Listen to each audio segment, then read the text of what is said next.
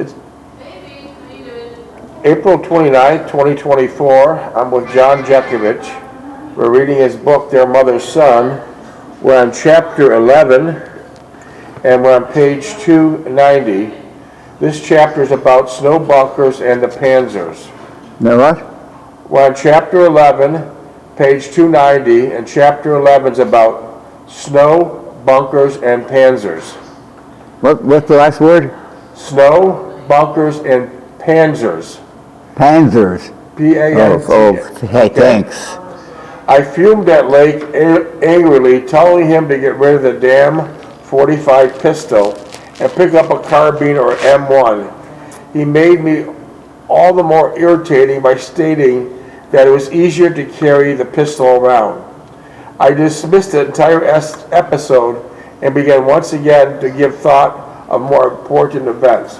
So what you're telling me there is that Leip didn't want to carry the M1 carbine, he wanted to carry the .45 pistol around. Is that what you're saying? Well, he thought it was better. But you're telling me that a .45 pistol in combat's not very effective. No. He was a pain in the ass anyway. Okay. I looked about, and there was still firing going on the crossroads, and I could hear the explosions of 6x6s as their gas tanks began ignited. We had lost several more men from the squad, and we're down to Leip and 2 ammo bearers, and who had saved my life and me. I could hear the screams and the moans of the wounded at the crossroads and in the ditches. The wounded would be rounded up and with luck sweat out of the war in a PW camp. Our best bet was to depart the area, keeping a watchful eye for more paratroopers. We headed south once again, going deeper into the snow-covered woods, trying to put as much distance as possible between us and the crossroads. I told Leip and the 2 ammo bearers to stay on their toes and be quiet as possible and look out for patrols and gun emplacements. I kept telling myself over and over, head away from Bastogne, for that is where the entire German army is heading. We avoided roads and villages, and the roads could be mined, and the villages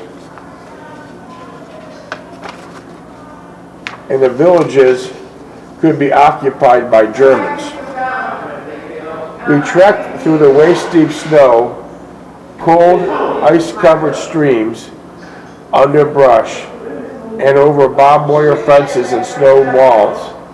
Whenever we would stop to rest, we drifted off to sleep, only to wake up with a start, expecting to be surrounded by Germans and trembling from the cold.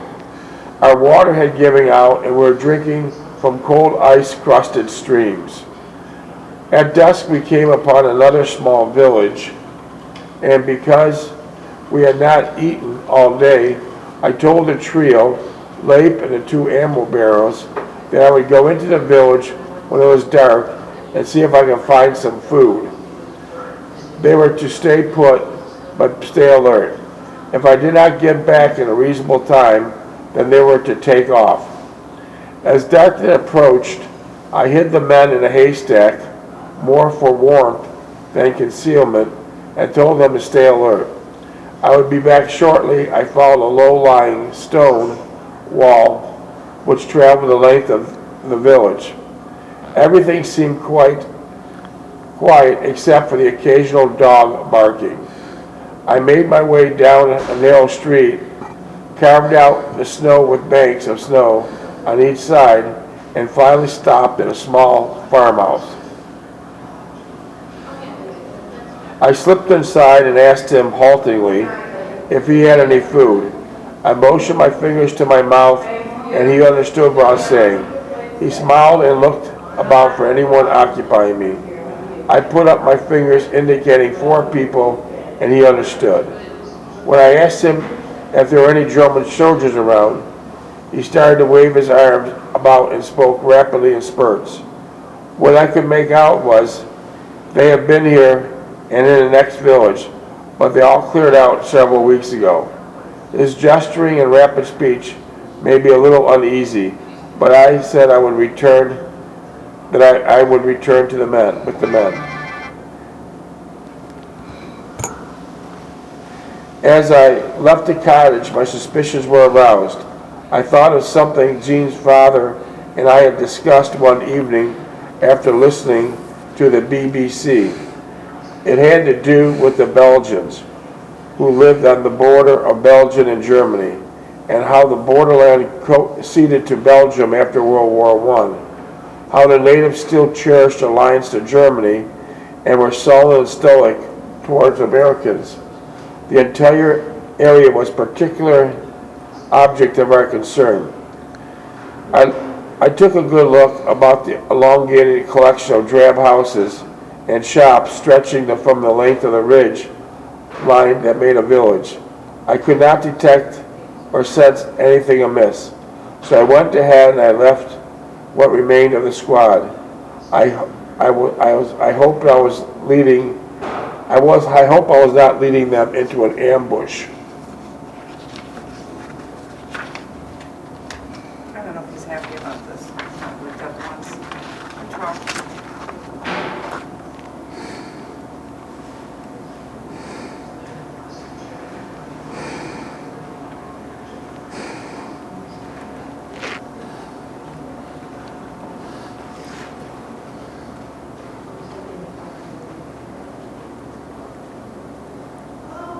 So I'm just going to turn it off. For a little bit, okay? Yeah.